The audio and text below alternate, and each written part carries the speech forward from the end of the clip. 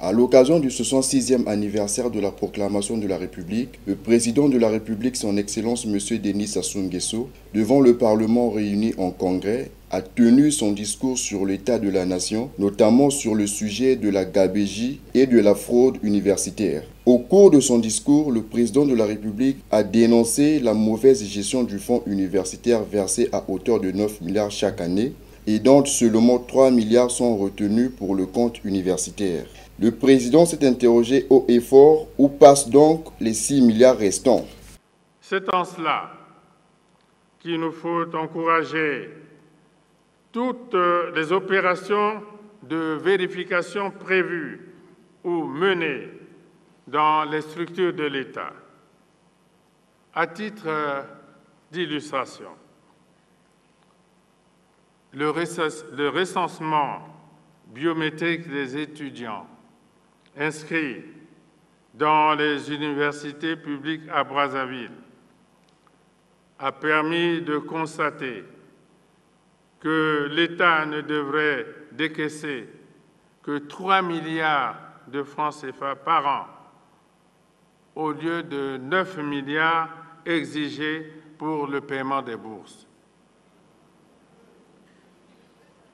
Est-ce à croire que 6 milliards de francs CFA se dissipent chaque année sans jamais laisser de traces?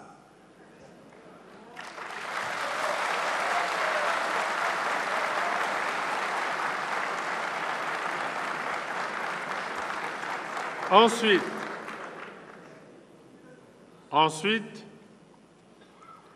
les enquêtes diligentées dans certains établissements à budget de transfert ont révélé des écarts considérables entre les ressources financières sollicitées et les coûts réels des charges à couvrir, causant de la sorte un grave préjudice à l'État. Enfin, les contrôles organisés dans la fonction publique permettent souvent de débusquer de nombreux faussaires et autres agents fictifs.